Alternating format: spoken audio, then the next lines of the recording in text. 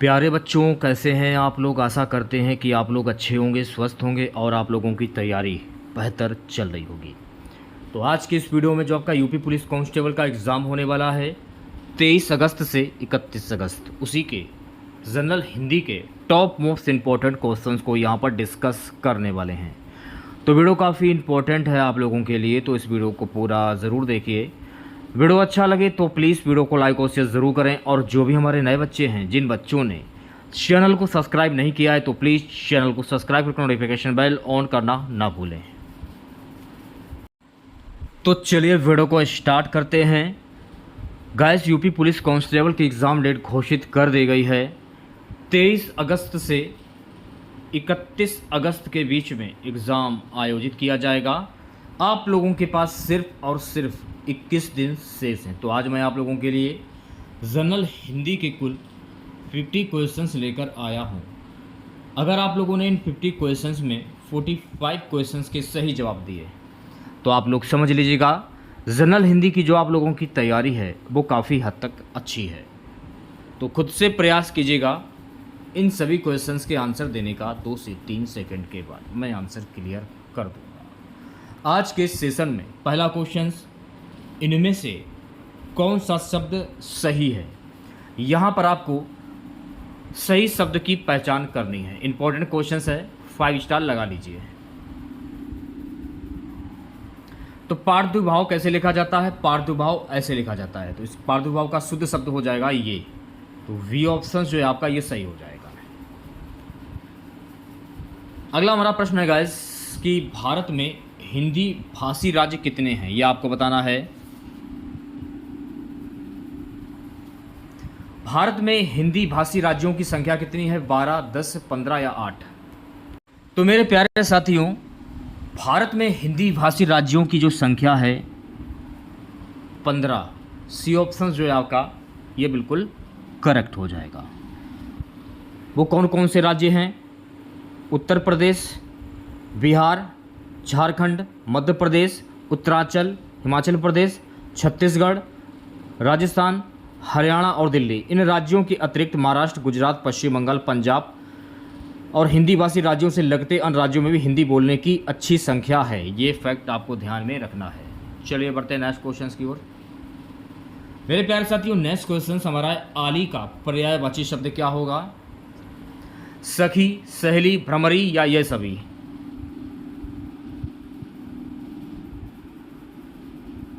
तो मेरे प्यारे साथियों, आली का पर्यायवाची शब्द होता है सखी भी होता है, सहेली भी होता है, भ्रमरी भी होता है। तो ऑप्शन नंबर डी जो है आपका ये बिल्कुल सही हो जाएगा। ठीक है, नेक्स्ट क्वेश्चन देखिएगा। आरंभ से अंत तक को क्या कहेंगे? आरंभिक, आगोपंत या आगोपांत, संपूर्ण। आरंभ से अंत तक को क्या कहते हैं? इंपॉर्टेंट क्वेश्चन है, 5 स्टार लगा लीजिए। तो मेरे प्यारे साथियों, आरंभ से अंत तक को हम कहते हैं ऑप्शन नंबर सी, आगोपांत। सी ऑप्शन सही हो जाएगा। अच्छा, अगर मान लीजिए पेपर में पूछ लिया जाए कि आरंभ से अंत तक, इसको क्या कहते हैं? आरंभ से अंत तक को कहते हैं अनंत। तो ये भी फैक्ट आपको ध्यान में रखना है। नेक्स्ट क्वेश्चन देखिएगा मेरे प्यारे साथियों।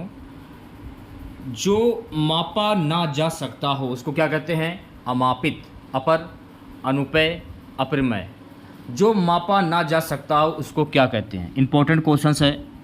तो मेरे प्यारे साथियों, जो मापा ना जा सकता उसको कहते हैं अपरिमेय। तो ऑप्शन नंबर डी जो है आपका ये बिल्कुल सही हो जाएगा। ठीक है, नेक्स्ट क्वेश्चन देखिएगा। परंपरागत उक्ति को कहते हैं अनुश्रुति, शुक्ति, वृत्ति, इनमें से कोई नहीं। परंपरागत उक्ति को क्या कहते हैं? जल्दी से आंसर दीजिए सभी बच्चे। तो मेरे प्यारे साथियों, परंपरागत उक्ति को हम कहते हैं ऑप्शन नंबर ए, अनुश्रुति। यानी ऑप्शन नंबर ए जो है आपका ये बिल्कुल सही हो जाएगा। सेशन को शेयर कर दीजिए बच्चा, और वीडियो को लाइक कर दीजिए। इंपॉर्टेंट क्वेश्चंस मैं आपको करा रहा हूं, और ऐसी ऐसी ट्रिक मैं आपको बता रहा हूं कि आप हिंदी के क्वेश्चंस चुटकियों में सॉल्व कर देंगे। अगला प्रश्न क्या है? विलास में किस प्रत्यय का प्रयोग हुआ है?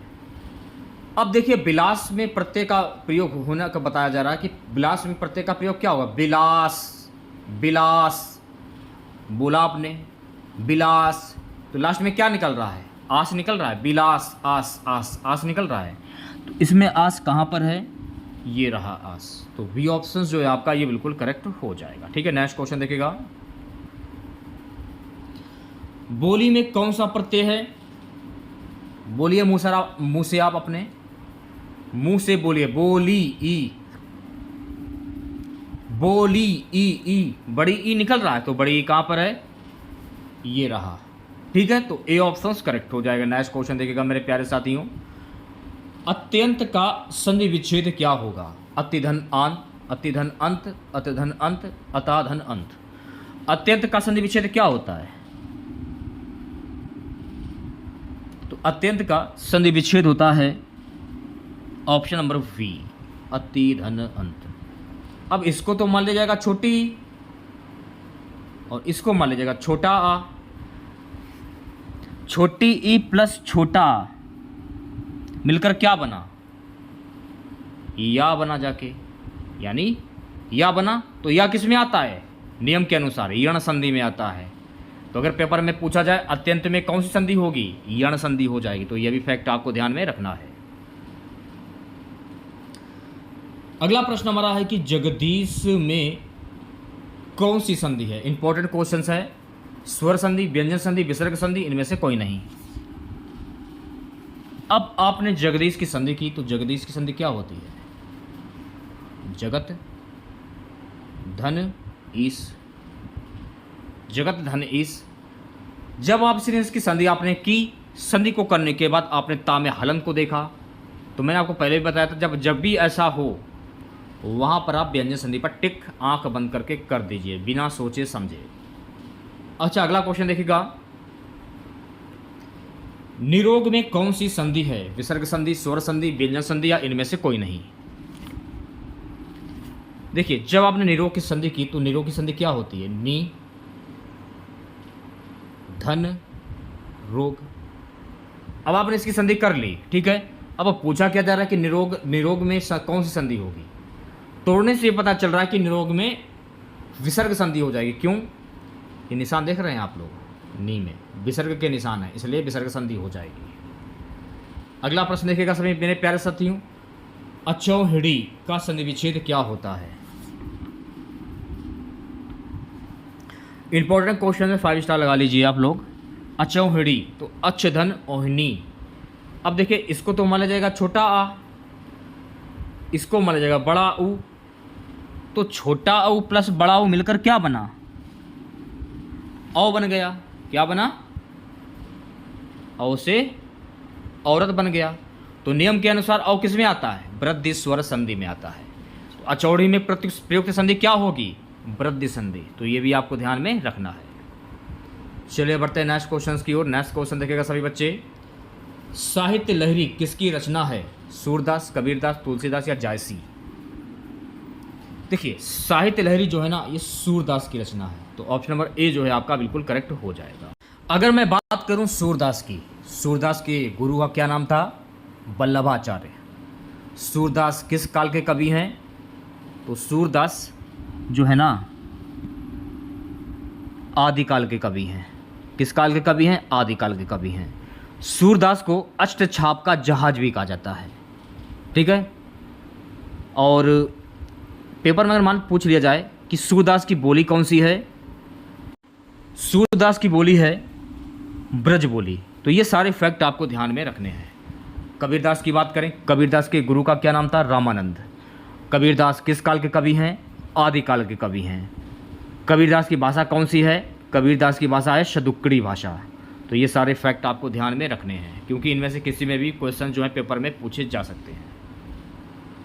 इतने विस्तार से कोई भी आपको नहीं पढ़ा, जैसे मैं आपको बता रहा हूँ एक एक क्वेश्चंस का, चाहे वो आपका संधि विच्छेद हो, चाहे समास हो, विलोम शब्द हो, कुछ भी हो, चाहे पर्यायवाची शब्द हो। सूर साहित्य किसकी आलोचनात्मक कृति है, हजारी प्रसाद द्विवेदी, नामवर सिंह, रामचंद्र शुक्ल, विजयदेव नारायण शाही। सूर साहित्य किसकी रचना है, इंपॉर्टेंट क्वेश्चन है। तो सूर साहित्य जो है ना हजारी प्रसाद द्विवेदी की रचना। तो ऑप्शन नंबर ए जो है आपका ये सही हो जाएगा। आकाशदीप किसकी रचना है? इंपॉर्टेंट क्वेश्चन है। प्रेमचंद, जयशंकर प्रसाद, निराला, यशपाल। पूरा टेस्ट लगाएगा, 20 से छोड़कर किसी भी बच्चे को नहीं जाना है। अगर आप यूपी पुलिस कांस्टेबल की तैयारी कर रहे हैं तो सिर्फ आपके पास 21 दिन शेष हैं। तो इसमें आप जितनी भी प्रैक्टिस कर सकते हैं हिंदी की प्रैक्टिस कीजिए। अगर आप परिभाषा याद करेंगे, नियम याद करेंगे तो आप हिंदी भी कभी भी नहीं कर पाएंगे। तो शॉर्ट ट्रिक के माध्यम से क्वेश्चंस को सॉल्व करने की कोशिश कीजिए आप लोग। आकाशदीप किसकी रचना? तो मेरे प्यारे साथियों, आकाशदीप जो है ना, ये जयशंकर प्रसाद की रचना है। तो बी ऑप्शन जो है आपका ये बिल्कुल करेक्ट हो जाएगा। नेक्स्ट क्वेश्चन देखिएगा। अंधा युग किस प्रकार की रचना है? उपन्यास, काव्य, काव्य नाटक या नाटक? अंधा युग किस प्रकार की रचना? तो मेरे प्यारे साथियों, अंधा युग जो है ना, काव्य नाटक की रचना है। तो ऑप्शन नंबर सी जो है आपका ये बिल्कुल सही हो जाएगा। परमोश का संधि विच्छेद क्या होता है मेरे प्यारे साथियों?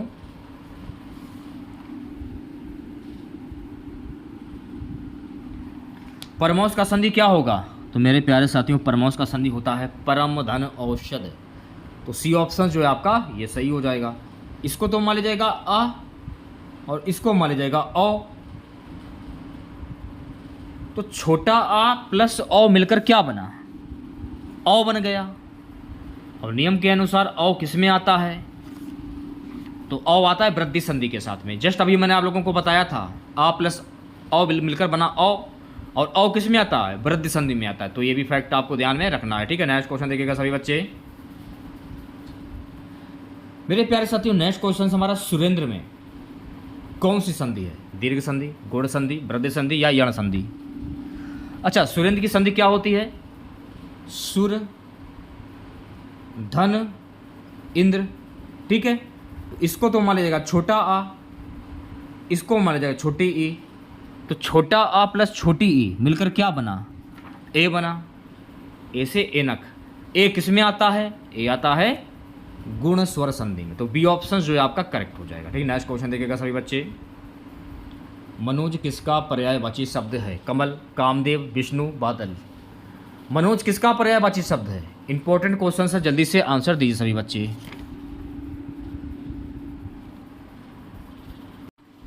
तो मेरे प्यारे साथियों, मनोज जो है ना, ये कामदेव का पर्यायवाची शब्द होता है। किसका होता है? कामदेव। देखिए, मनोज के पर्यायवाची शब्द अनंग, मर्दन, मनोज।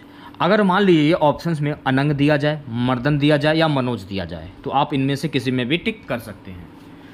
अगला प्रश्न हमारा मेरे प्यारे साथियों, श्रवण का सही संधि विच्छेद क्या है?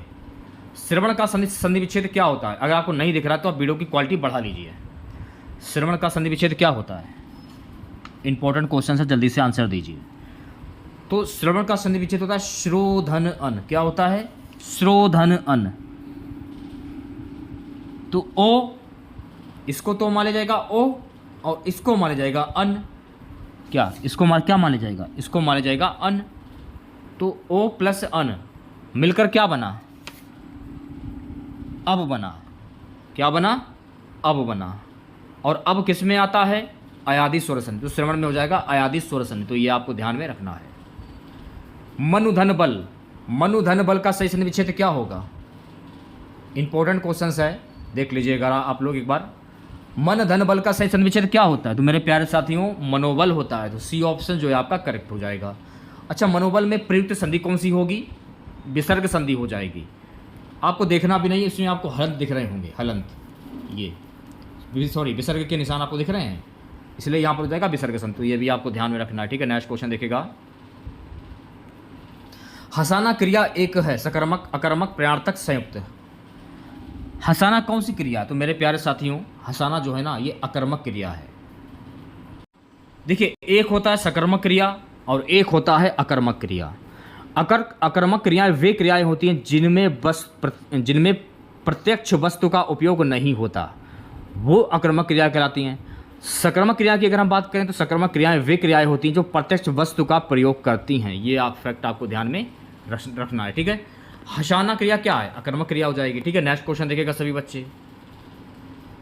प्रेम सागर किस प्रकार के समास का उदाहरण है? बहुप्रिय समास, तत्पुरुष समास, कर्मधार समास या द्विगु समास? देखिए, अगर आप लोगों को वीडियो अच्छा लग रहा हो तो वीडियो को लाइक और शेयर जरूर करें। आप कहीं से भी तैयारी कर रहे हो, किसी भी कोचिंग संस्थान से तैयारी कर रहे हो या ऑनलाइन के माध्यम से तैयारी कर रहे हो, बस मैं आपको इतना कहना चाहूँगा, जो भी प्रैक्टिस सेट मैं आप लोगों के लिए ला रहा हूँ उसको देखते चलिए आप लोग। ठीक है, और तैयारी अपनी बराबर ऐसे ही करते चले आप लोग। प्रेम सागर किस प्रकार के समास का उदाहरण है? बहुप्रिय समास, तत्पुरुष समास, कर्मधारय समास या द्विगु समास। अब देखिए प्रेम अलग है, इसमें ध्यानपूर्वक देखिएगा, प्रेम अलग है, सागर अलग है, दोनों को जोड़ दिया गया, नया शब्द क्या बना?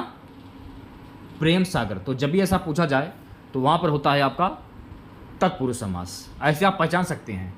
तो वी ऑप्शन जो है आपका करेक्ट हो जाएगा। यथाशक्ति में कौन सा समास है? यथा अनुप्रति, यथा अनुप्रति, यथा अनुप्रति, बड़ा आ, भर, उद और हर, ये सभी शब्द जो है ना अव्ययभाव समास के उदाहरण है। अब यथा कहाँ पर है? यथा तो ये रहा, यथाशक्ति, अनुप्रति, प्रतिदिन, आडंबर, भरपेट, उदय, हर दिन, ये सभी शब्द अव्ययभाव समास के उदाहरण है। तो ऑप्शन नंबर ए जो है आपका ये बिल्कुल सही हो जाएगा।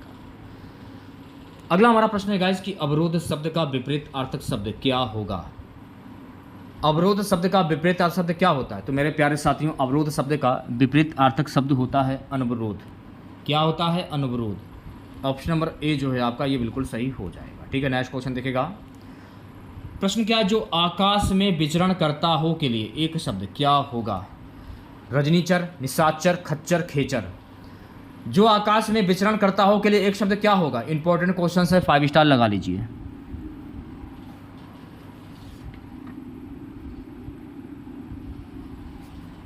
वैसे तो जो आकाश में विचरण करता हो उसके लिए एक शब्द होता है नवचर, लेकिन नवचर तो ऑप्शन दिया ही नहीं है, यानी कि ये क्वेश्चन बिल्कुल पूरी तरह से गलत है।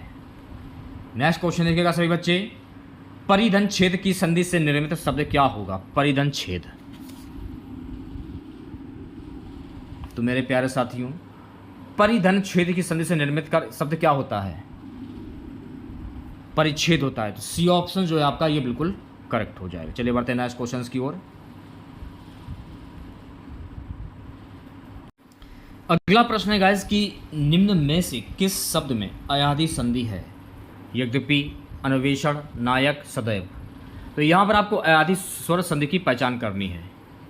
तो मेरे प्यारे साथियों, नायक में अयादि स्वर संधि हो जाएगी। तो सी ऑप्शन जो है आपका सही हो जाएगा।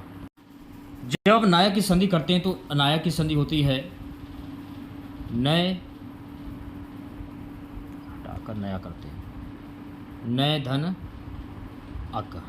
ठीक है, अब देखिए ध्यानपूर्वक मेरी बात को सुनिएगा आप लोग। ठीक है, तो नायक की संधि क्या होती है? नय धन अक। इसको तो मान लिया जाएगा ए, इसको मान लिया जाएगा छोटा आ। तो ए प्लस छोटा आ मिलकर क्या बना? आय बना। और आय नियम के अनुसार किस में आता है? अयादि स्वर संधि में। तो नायक में कौन संधि होगी? अयादि स्वर संधि। तो ये भी आपको ध्यान में रखना है। ठीक है, अगला प्रश्न हमारा, नीता कपड़े धोती है वाक्य में कौन सी क्रिया है? अकर्मक क्रिया, सकर्मक क्रिया, संयुक्त क्रिया या नाम धातु? नीता कपड़े धोती है तो इसमें कौन सी क्रिया हो जाएगी? सकर्मक क्रिया हो जाएगी। तो बी ऑप्शन जो है आपका बिल्कुल करेक्ट हो जाएगा। ये मैं आपको बता चुका हूं। ठीक है, अगला प्रश्न हमारा, दूध वाला रचना की दृष्टि से है ऋण शब्द, यौगिक शब्द, योग ऋण या शंकर? दूध वाला रचना की दृष्टि से क्या है? यौगिक शब्द है। तो वी ऑप्शन जो है आपका बिल्कुल सही हो जाएगा। देखिए, यौगिक शब्द की अगर मैं बात करूं तो यौगिक शब्द दो या दो से अधिक शब्द होते हैं जिन्हें एक साथ मिलाकर एक नया शब्द बनाया जाता है जिसका एक अलग व्यक्तिगत अर्थ होता है। ये आपको ध्यान में रखना है। ठीक है मेरे प्यारे साथियों, नेक्स्ट क्वेश्चन देखिएगा, लाश किस भाषा का मूल शब्द है? तुर्की, फारसी, संस्कृत, चीनी? लाश जो है ना ये तुर्की भाषा का शब्द है। आपको ज़्यादा दिमाग नहीं लगाना है। अगर पेपर में पूछ लिया जाए कि लाश किस भाषा का शब्द है, क्योंकि तुर्की भाषा के शब्द के अंतर्गत लाश जो शब्द है ये तुर्की भाषा के शब्द के अंतर्गत आता है। ये आपको ध्यान में रखना है। तो ऑप्शन नंबर ए जो है आपका ये बिल्कुल सही हो जाएगा। नेक्स्ट क्वेश्चन क्या, निम्न में से कौन देशज शब्द नहीं है? खिड़की, कलाई, चरखा, तेंदुआ? तो मेरे प्यारे साथियों, चरखा जो है ना ये देशज शब्द नहीं है। तो सी ऑप्शन जो है आपका करेक्ट हो जाएगा। नेक्स्ट क्वेश्चन देखेगा, निर्देश प्रश्न संख्या 83 और 84 निम्नलिखित प्रत्येक वाक्य के नीचे 4 विकल्प दिए गए, उनमें कोई एक विकल्प उक्त वाक्य का शुद्ध रूप है, उसका चयन कीजिए। देखिए आंसर आपको कमेंट बॉक्स में बताने हैं ईमानदारी के साथ में। और वीडियो को पूरा देखेगा आप लोग, ठीक है, क्योंकि आपको इसमें काफ़ी कुछ सीखने को मिलेगा। यह पुस्तकें किसकी हैं, इसका शुद्ध वाक्य क्या होगा? इंपॉर्टेंट क्वेश्चन है। यह पुस्तकें किसकी हैं? तो मेरे प्यारे साथियों इसका शुद्ध वाक्य हो जाएगा ये पुस्तकें किसकी हैं, तो ए ऑप्शन करेक्ट हो जाएगा। इसके बाद वे वापस लौट आए, इसका शुद्ध वाक्य क्या होगा? तो इसके बाद वे वापस लौट आए, यानी ऑप्शन नंबर ए करेक्ट हो जाएगा। इसके बाद वे लौट आए, ये इसका शुद्ध वाक्य हो जाएगा। गर्दन उठाना किस मुहावरे का अर्थ है? इंपॉर्टेंट क्वेश्चन है। पीछा छुड़ाना, नुकसान देना, प्रतिवाद करना, बहस करना। गर्दन उठाना, तो मेरे प्यारे साथियों गर्दन उठाना यानी कि प्रतिवाद करना, सी ऑप्शन जो है आपका करेक्ट हो जाएगा। नेक्स्ट क्वेश्चन, निम्नलिखित में से कौन सा विपरीत अर्थक शब्दों का युग्म सही नहीं है? वीर कायर, रत विरत, शीत उष्ण, अग्र अंत। तो डी ऑप्शन जो है आपका बिल्कुल सही हो जाएगा, अग्र अंत, यानी कि अग्र अंत ये इसका विपरीत अर्थक शब्द हो जाएगा, या ये भी कह सकते हैं आप लोग ये इसका विलोम शब्द हो जाएगा। अग्र का विलोम शब्द क्या होता है? अंत होता है। अगला हमारा प्रश्न है गाइस कि निर उपसर्ग से बना शब्द क्या होगा? निर्भय, निष्काम, निहत्ता, निश्चित। लास्ट वाला शब्द, सॉरी स्टार्टिंग का शब्द उपसर्ग और लास्ट वाला शब्द प्रत्यय। निर्भय निर उपसर्ग से बना शब्द हो जाएगा, तो ऑप्शन नंबर ए जो है आपका बिल्कुल सही हो जाएगा। निर्धन भय, निर्धन भय, ठीक है। नेक्स्ट क्वेश्चन देखिएगा मेरे प्यारे साथियों, जिसकी परीक्षा हो रही हो के लिए एक शब्द क्या होता है? परीक्षार्थी, परीक्षक, विद्यार्थी या शोधार्थी। जिसकी परीक्षा हो रही हो उसके लिए एक शब्द क्या होता है? तो जिसकी परीक्षा हो रही है उसके लिए एक शब्द होता है परीक्षार्थी। ऑप्शन नंबर ए जो है आपका ये बिल्कुल करेक्ट हो जाएगा। नेक्स्ट क्वेश्चन देखिएगा सभी बच्चे, धर्म विमुख शब्द में प्रयुक्त समास क्या होगा? धर्म से विमुख, धर्म से विमुख, कर्ता ने कर्म को करण के द्वारा संप्रदान के लिए अपादान से। कारक के कितने भेद होते हैं? ये भी प्रश्न पेपर में पूछा जा सकता है। तो कारक के कुल 8 भेद होते हैं, ये भी आपको ध्यान रखना है। अब पूछा क्या जा रहा है? धर्म विमुख, तो धर्म से विमुख यानी बीच में से जो है आपका ये मेन कॉमन होगा से। कर्ता ने कर्म को करण के द्वारा संप्रदान के लिए अपादान से, तो अपादान में से आ रहा है, तो अपादान तत्पुरुष यहाँ पर हो जाएगा, तो डी ऑप्शन जो है आपका करेक्ट हो जाएगा। नेक्स्ट क्वेश्चन हमारा मेरे प्यारे साथियों, उदक किस शब्द का पर्यायवाची शब्द है? जल, नदी, झील या पहाड़। तो मेरे प्यारे साथियों उदक जो है ना ये जल का पर्यायवाची शब्द हो जाएगा, तो ऑप्शन नंबर ए जो है आपका ये बिल्कुल करेक्ट हो जाएगा। सेशन को शेयर कर दीजिए एक बार आप लोग और वीडियो को लाइक कर दीजिए। नेक्स्ट क्वेश्चन देखिएगा मेरे प्यारे साथियों, निम्न में से किस शब्द का बहुवचन या प्रत्यय के प्रयोग से नहीं बनाया जा सकता? नदी, लड़की, पहाड़ी, किताब। या प्रत्यय से नहीं बनाए, नदियाँ, लड़कियाँ, पहाड़ियाँ, किताबें, किताबें। अब देखिए किताबें बोलने से ही पता चलता है किताब में यहाँ प्रत्यय के प्रयोग से नहीं बनाया जा सकता है, ठीक है। जैसे कि नदियाँ यहाँ आ रहा है, यहाँ लड़कियाँ, पहाड़ियाँ, किताबें, किताबें, तो यहाँ इसमें नहीं आएगा, तो डी ऑप्शन करेक्ट हो जाएगा। नेक्स्ट क्वेश्चन देखिएगा मेरे प्यारे साथियों, निम्नलिखित में से किस शब्द में दीर्घ संधि नहीं है? कुशासन, वर्षात, कपीस इत्यादि। बताइए क्या आंसर होगा?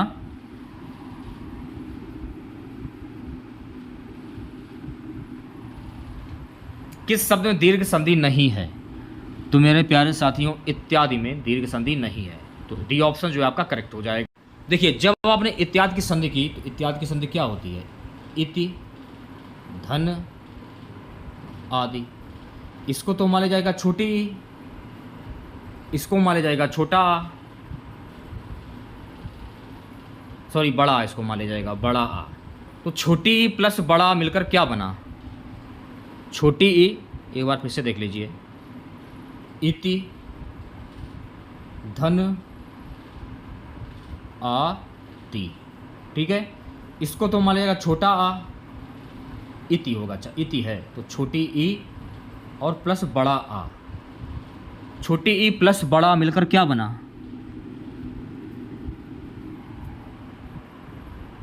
या बन गया। तो या किस में आता है? या आता है यण स्वर संधि में। तो इत्यादि में यण स्वर संधि होगा, ना कि दीर्घ स्वर संधि, तो ये भी आपको ध्यान में रखना है। नेक्स्ट क्वेश्चन देखिएगा मेरे प्यारे साथियों, संज्ञा अथवा विशेषण से बनने वाली क्रिया क्या कहलाती है? यौगिक क्रिया, नाम धातु क्रिया, सकर्मक क्रिया, सहायक क्रिया। संज्ञा अथवा विशेषण से बनने वाली क्रिया क्या कहलाती है? तो मेरे प्यारे साथियों नाम धातु क्रिया कहलाती। तो ऑप्शन नंबर वी जो है आपका ये बिल्कुल करेक्ट हो जाएगा। अगला प्रश्न क्या है, यह आम मीठा है, इस वाक्य में मीठा कौन सा विशेषण है? विशेष, सार्वनामिक, विधेय विशेषण, क्रिया विशेषण। यह आम मीठा, इस वाक्य में मीठा कौन सा विशेषण है, ये आपको बताना है। तो मेरे प्यारे साथियों, यह आम मीठा, इस वाक्य में मीठा शब्द जो है ना विधेय विशेषण हो जाएगा। तो सी ऑप्शन जो है आपका करेक्ट हो जाएगा। नेक्स्ट क्वेश्चन, वह अंगूर खा रहा है, इस वाक्य में अंगूर क्या है? भाववाचक संज्ञा, समूहवाचक संज्ञा, जातिवाचक संज्ञा, द्रव्यवाचक संज्ञा। वह अंगूर खा रहा है, उसने अंगूर को खाया, अंगूर मीठे उसको लगे, तो वो अपना भाव व्यक्त कर रहा है, ये भी कह सकते हैं। या फिर वो अंगूर खा रहा है, अब कितने अंगूर खा रहा है ये भी कोई कंफर्म नहीं है।